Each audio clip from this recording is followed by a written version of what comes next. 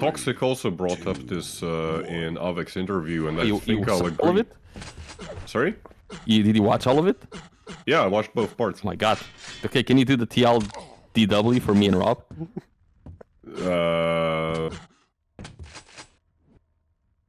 Not really. there's a surprising amount of stuff that like Toxic said, you know, despite him being kind of notorious for not doing interviews. Yeah, and then he just goes and does like a 5-hour long one. Yeah, but still, like every time he got interviewed, also in the QPL, like he doesn't stop talking. That's the crazy thing, like. Yeah. Everybody thinks that like Toxic never speaks. Toxic never speaks. Like no, No, Toxic never shut up, man. The reality is like completely opposite. And I think who was it, like Sparty or no, one of the Swedish guys. They were playing with Toxic, and they also remarked that like no, like Toxic actually like he speaks, he makes comms, but he only makes them in Swedish. Yeah.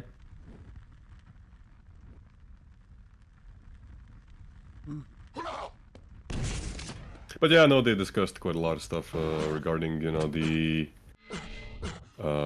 Toxic's Quake 4 performance, the famous Fatality game from 2006. Did they say anything about me? About you? No, you're... Yeah. you're I'm not relevant. gonna watch then. And about me? They didn't even bring up strengths, can you imagine? What? I don't know, maybe like They wouldn't Alec put wasn't discussions feeling about well. the best tamers in the world or what? No, like strengths was brought up in name, but like Yeah. there wasn't really, Okay, there did was no Avek ask him, 5-minute like, detour. to rate the 5 best aimers in Quake? I don't think he did. Man, Avek, what a fuck up, dude. I would Fucking just mention be Ints, the like, best bait. like That'll be the best Ints- rage bait, right? For shorts. Ints got every participation medal.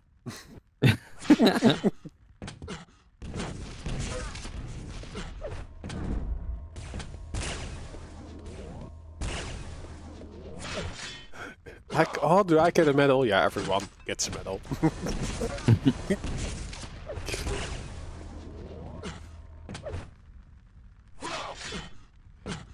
Oh, I thought they were still warming up. The game had actually started. I was expecting to change servers like 3 more times. No, we're live. We're 2.5 minutes in. Firebot already with a 1 frag advantage. Where can I see the interview? Someone asked. It is in Endpoint Quake at YouTube.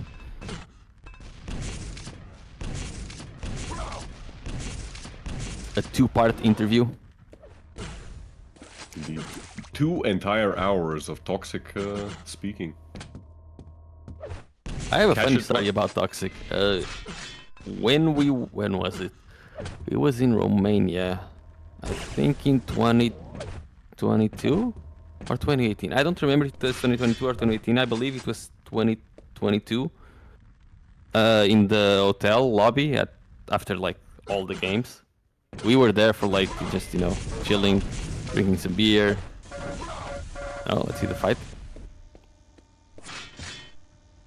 Yeah, anyway, I don't remember exactly. It is Kilson, Wenger, me, Sirius, Toxic, Sparty came in as well at some point. And a couple more guys. We were just there, just chilling, just talking. Avek as well, I believe.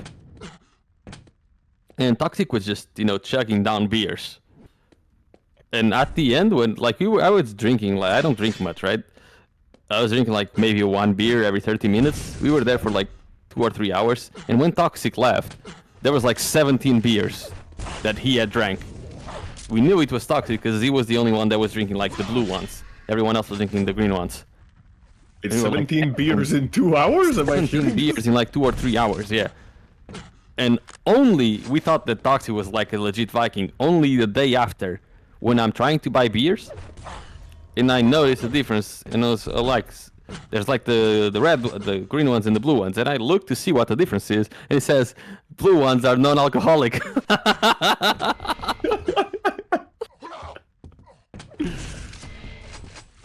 So everyone was feeling super drunk after like 6 beers, and Toxic was just chugging down 17 beers to try and make us look bad.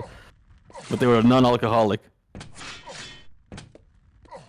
It was all part of the master plan. Yeah.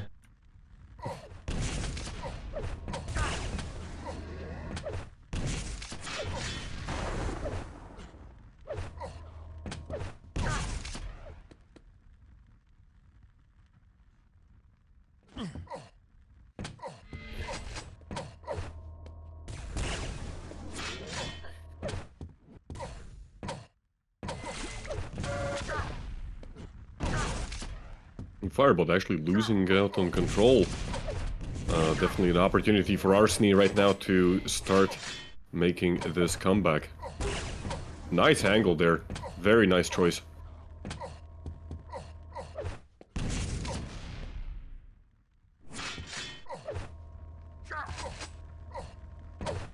Fireball's actually not going to get anything on the map, it seems.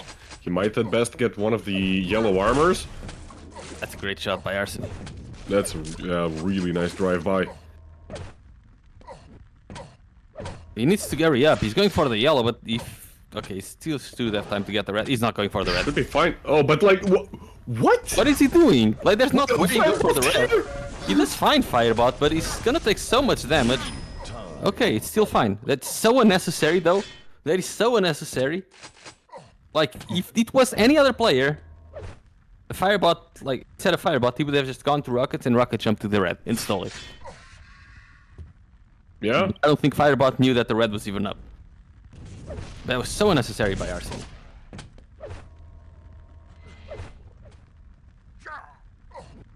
Oh my god.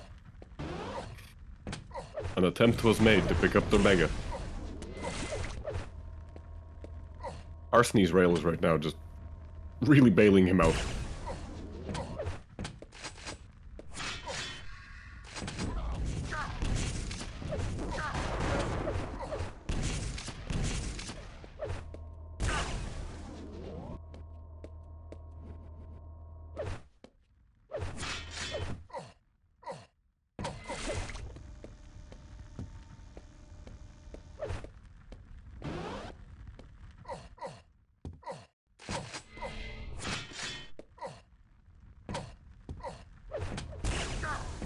Oh wow, ARSENY just drops rail first into Firebot's shaft.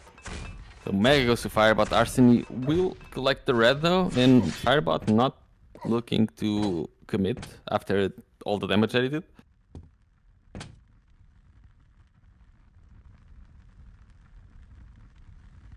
Mega up soon, and Firebot gets railed. So Firebot did all the damage and then just kind of lost position, timings, and stacked. Didn't really do anything with the damage that he did earlier. So ARSENY will now have full control of the map. And Firebot left to be the one defending.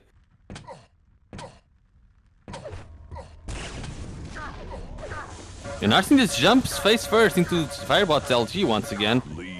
Yeah, he For keeps some making reason. this mistake. It's some like he goes, he pushes forward with rail and then he jumps into shaft. It's like the third time I've seen it in this map. Very weird decisions there. I completely missed the first blood, but I would not be surprised if that was also how he went down.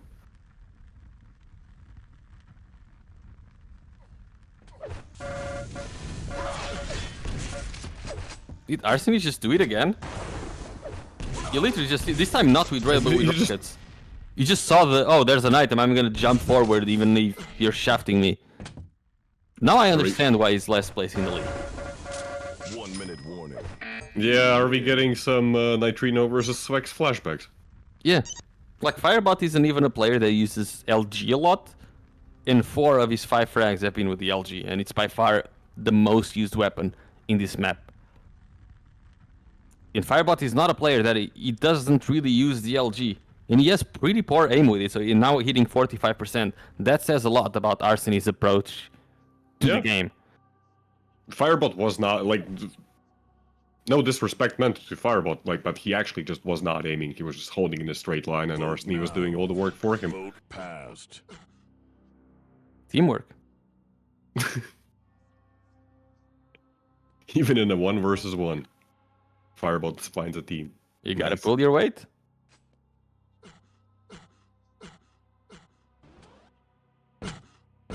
But that's really disappointing because at one point, you know, ARSENY was doing a really good job of just holding the control, being able to find some opportunities to find free damage, and then he just throws it away.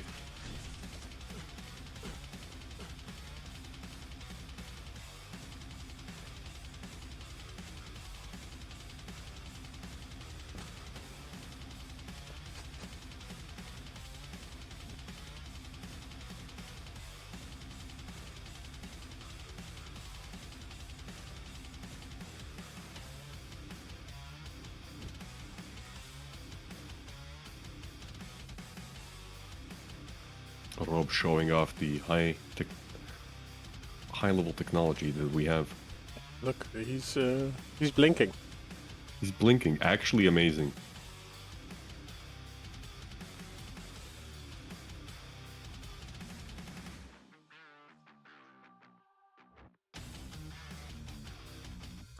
Anyways, bit of a downtime as both the players are readying up slowly but surely.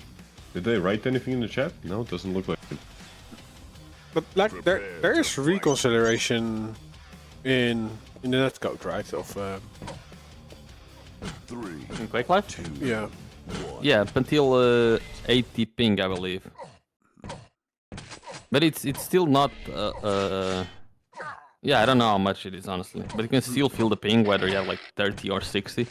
Still very much feelable as opposed to Quake Champions, where even if you have 200 ping, you don't really feel it. And you can still dodge. Yeah, but it's not that like because in Quake 2 you really needed to lead your shots on the amount of ping you had.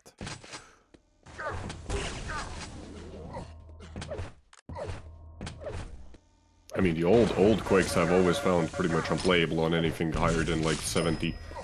Yeah, I can't like Quake Live is impossible on anything higher than 80. Just all of the weapons become useless. But on Quake 2, like On Quake 2, anything above 20. On Quake 2, even land ping isn't playable, okay? On Quake 2, even land ping isn't playable, because there's like a natural delay when you shoot of like 100 milliseconds or whatever, which is absolutely ridiculous. But with Darwin, you already had like 120 if it was a good ping. Yeah, but that's why people don't notice how bad it is, because people are used to playing on like really high ping there. If you try to play Quake 2 now, you realize, okay, even if I'm using... Like, if there was LG in Quake 2, it would be unusable. Because that whole game is just about prediction. You cannot... There's literally no hit scan. Because even the hit scan weapons you have a delay to shoot them. It's my favorite Quake in terms of physics, but in terms of shooting, I hate it. Yeah, that's kind of the irony that like a lot of people complain about the Quake Champions netcode, and you look back at how Quake 2 and even Quake 3 performs. It's not great. It's really not great. There's so much room for improvement. I still prefer feeling the ping to a normal amount, like having the reconciliation like stop after like 80 ping or whatever, so that you can still feel the dodge. Yeah, and for long, disable the blind hit detection. Like, I think Diabotical had 2 modes, right? You could choose. I think so. I think the default mode was like Quake Champions, and instead of like being the max reconciliation of like 250 like Quake Champions, it was like 180 or something, or 120. So you could still have like, 100 ping on Diabotical and still be playing like on client side, which I don't like, because it's impossible to dodge.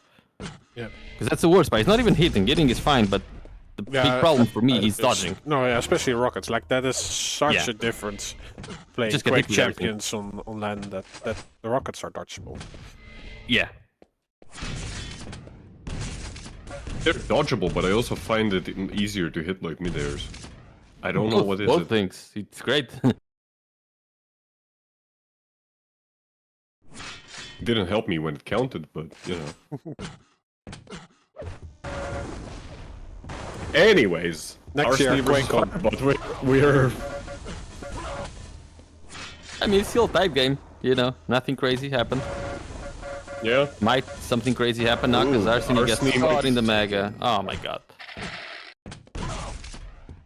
The crazy thing is that Arseny actually had a really good start. Like, he got 2 pretty much free kills, and then as Firebot tried to go for the Mega, Arseny just overstayed his welcome and tried to force the frag, even though he was a stack my disadvantage. The thing is, why my. the mega is such a trap on this map that no one should ever go for the mega unless you know your opponent's not going to be able to make it on time. But Firebot is like directly below him. There's no reason to go for the mega whatsoever if you know your opponent is there. Like, if I play this map, I pray that my opponent goes to the mega if I'm close, because that's a kill. Same thing with the red, he still do a lot of damage there. Yeah, once you commit to it, there's just no way out. Arseny, oh my. Falling into the pool there, actually. I'm not. What is his plan there? Like, did he just want to collect the LG? I think he had it already. So why did he go? Like, Mega was not up for like another 5 seconds at that point. He needs to cool off. Goes for a little bit of a swim, indeed. See, the game was going better until we started guessing. Yeah. So you want to talk about ping more? I'll talk about anything. I'm a very opinionated person. I don't have an opinion about everything, but if you ask me a question, I will make one up on the spot. And is it always the different opinion than the one? No, I don't mind talking being the about- first okay. giving the opinion. I just have a different view on stuff that I guess is normally accepted. So your opinions are unpopular. I believe so. Or not, I don't know. I think some of my opinions are popular, some are unpopular. I think if anything, they're just divisive. Because I could go with like more like opinions that would be like more, instead of going for one extreme or the other, could be like more centered, but I just go for one extreme because it's gonna divide the room usually, right? So that's, controversy is fun. You need the drama potential for entertainment.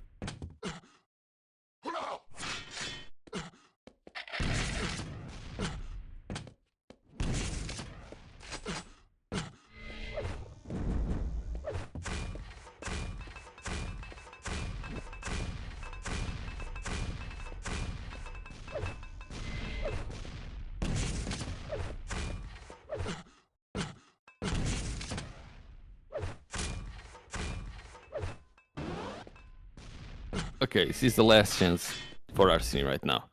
He has enough stack, he has the weapons, he should know where Firebot is. Can he get a kill? 'Cause it's 3 minutes to go and 3 frags. He seems to have basically no clue where Firebot even is, though. I think Okay, well, Firebot helps. he's the Quake Champions player that is the least adjusted to Quake Live, it seems. Who? Arseny, because like he was decent in Quake Champions, right? But he's a Quake Life player, that's the worst part. Okay. I mean, yeah, he spent most of his time in Quake Live, as far as I Yeah, know.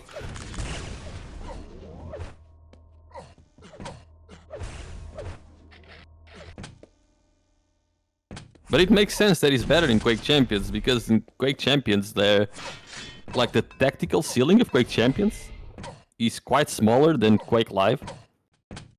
Especially in terms of items and etc. Since like the time to kill is lower, right? When the time to kill is lower, it's easier to turn fights around and for the fights to matter more. So it's a lot more about basics and not a lot about more advanced things. And given these players only time items and they rush them, as long as you're timing well and you're using the abilities well at the right time, you will be fine.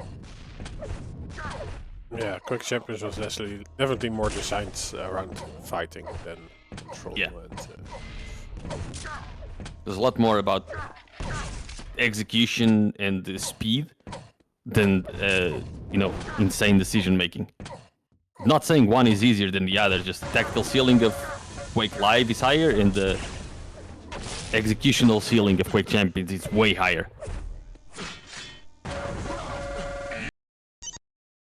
Arseny GG's Gave up? out.